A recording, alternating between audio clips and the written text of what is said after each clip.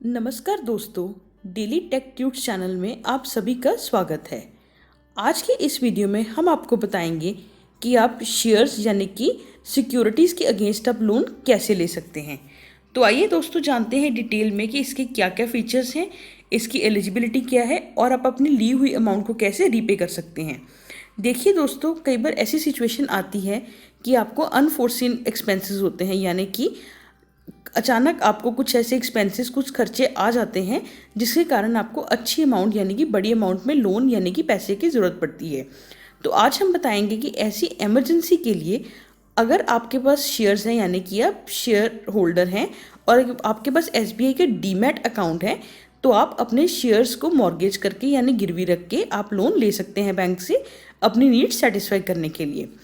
हम सबसे पहले आपको बताना चाहेंगे कि ये जो इसमें मिनिमम जो लोन की अमाउंट है, यानी कि कम से कम आपको 50,000 के लोन के लिए अप्लाई करना ही होगा और मैक्सिमम आपको इसमें 20 लाख का लोन मिल जाता है। इसमें कुछ और भी आगे थोड़े फीचर्स हैं, वो हम आपको बाद में बताएंगे।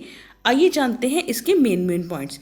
जैसे हम आपको पहले भी बता चुके हैं कि आपको कोई भी फाइनेंशियल इमरजेंसी है या कोई पर्सनल नीड है तो अपने शेयर्स को मॉर्गेज करके आप शेयर्स के अगेंस्ट एसबीआई से लोन ले सकते हैं। केवल 3 सूरतों में आपको लोन नहीं मिलेगा। सबसे पहले स्पेकुलेटिव पर्पस, यानी कि जब भी आप लोन के लिए अप्लाई करते हैं तो आपको उनको बताना होगा कि आपकी नीड क्या है, यानी कि आपको किस लिए लोन चाहिए।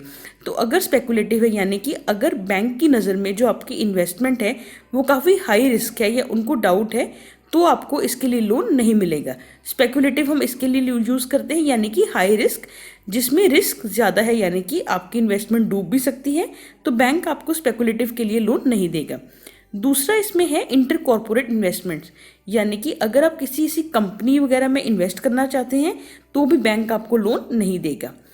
तीसरा है acquiring controlling interest in the company और कंपनीज, यानी कि अगर आप किसी भी कंपनी में स्टेक पिक करना चाहते हैं यानी कि उस कंपनी का कुछ हिस्सा खरीदना चाहते हैं तो भी आपको बैंक इस मामले में लोन नहीं देगा।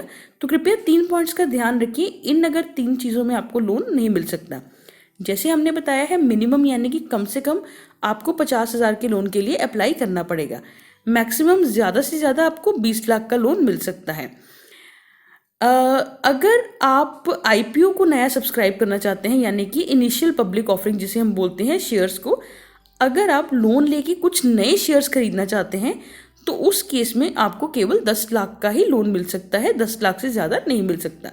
तो हम आपको बार बार बोल रहे हैं, कृपया आप अपने बैंक अधिकारी से एक बार ज़रूर जाके बात कीजिए कि आपका पर्पस क्या है, क्या वो बैंक कवर करता है या नहीं, और अगर करता है तो आपको उसमें मैक्सिमम लोन कितना मिल सकता है।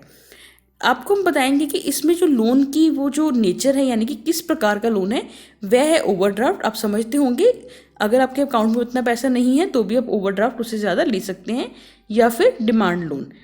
मार्जिन अमाउंट की बात करें तो जो भी आपके शेयर्स आप सिक्योरिटी या मॉर्गेज ऑफर कर रहे हैं या बैंक को गिरवी रख रहे हैं, उनका जो प्रिवेलिंग मार्केट प्राइस है यानी कि जो उसका आज का मार्केट का रेट है, उसके 50% का मार्जिन अमाउंट आपको देना पड़ेगा।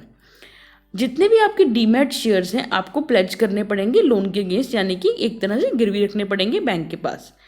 इसमें आपको फ़ी लगेगी, वो कितना होगा, जितनी भी लोन है उसका 0.75 यानी कि 0.25%, उसके ऊपर जितना भी जीएसटी होगा, मिनिमम ये होगा 1,000 रुपया, और मैक्स 1,000 रुपया उसके ऊपर जो एप्लीकेबल टैक्स है वो केवल होगा ओवरड्राफ्ट अकाउंट के लिए। अगर हम इंटरेस्ट की बात करें तो कृपया हमारे जो डिस्क्रिप्शन बॉक्स में लिंक दिया है उसे क्लिक कीजिए। नीचे आपको एक और लिंक मिलेगा जहाँ पे लिखा होगा please refer to the interest rate page, उस पर जाइए और आप इस पर देख सकते हैं कि आपको इंटरेस्ट रेट कितना देना पड़ेगा। फिर भी जैसे हमें पता है कि आरबीआई और मार्केट के हिसाब से इंटरेस्ट रेट चेंज होता है, तो आप कृपया एक बार अपने बैंक अधिकारी से ज़रूर बात कीजिए ये देखने से पहले कि आपका जो इंटरेस्ट है कितना होगा, क्योंकि ये कई बार डेली बेसिस पे चेंज होता रहता है। आइए जानते हैं कि एलिजिबिलिटी के बारे में, यानी कि कौन कौन इस लोन के लिए एलिजिबल है। अगर हम एलिजिबिलिटी की बात करें तो ये सभी डीमैट, जिनके पास भी डीमैट अकाउंट है, और एक और इम्पॉर्टेंट बात बताएंगे, enjoying a satisfactory relationship with SBI. इसका क्या मतलब है कि आपकी क्रेडिट हिस्ट्री अच्छी होनी चाहिए। ऐसा नहीं है कि आपने एसबीआई से लोन लिया हो और आपने डिफ़ॉल्ट कर दिया हो, या आपने कोई भी ईएमआई को टाइम पे नहीं किया हो, तो ये सिर्फ एक बैंक के डिस्क्रिप्शन पे होगा कि अगर तो बैंक को लगता है कि आपकी क्रेडिट हिस्ट्री अच्छी है तो श्योरली वो आपको लोन देगी। ये टोटली बैंक की डिस्क्रिप्शन है। जैसे हम पहले भी बता चुके थे, ये एक ओवरड्राफ्ट या डिमांड लोन है। आप इसे सिंगल नाम के अगेंस्ट ही ले सकते हैं, यानी कि जॉइंटली 2 लोग इस लोन को नहीं ले सकते। और एनआरआईज आज तक तो एलिजिबल नहीं है इस लोन के लिए, यानी कि ये सिर्फ इंडियन रेजिडेंट्स के लिए ही है। आइए बात करते हैं रीपेमेंट की, आप कैसे वापस कर सकते हैं। अगर आप डिमांड लोन कर रहे हैं अवेल, तो उसका लिक्विडेशन जो पीरियड है मतलब वो है 30 महीने का। अगर आप ओवरड्राफ्ट कर रहे हैं उसका भी 30 महीने है, मगर आप हर साल में उसको एक बार रिन्यू कर सकते हैं। इसके बारे में भी आप कृपया अपने बैंक से एक बार ज़रूर बात कीजिए, क्योंकि कई बार ये जो रीपेमेंट और इंटरेस्ट के रूल्स हैं ये कई बार चेंज होते रहते हैं। तो दोस्तों ये था कि आप एसबीआई से शेयर्स के अगेंस्ट कैसे अपना लोन ले सकते हैं। आशा करते हैं कि हमारा आज का वीडियो आपको पसंद आया हो।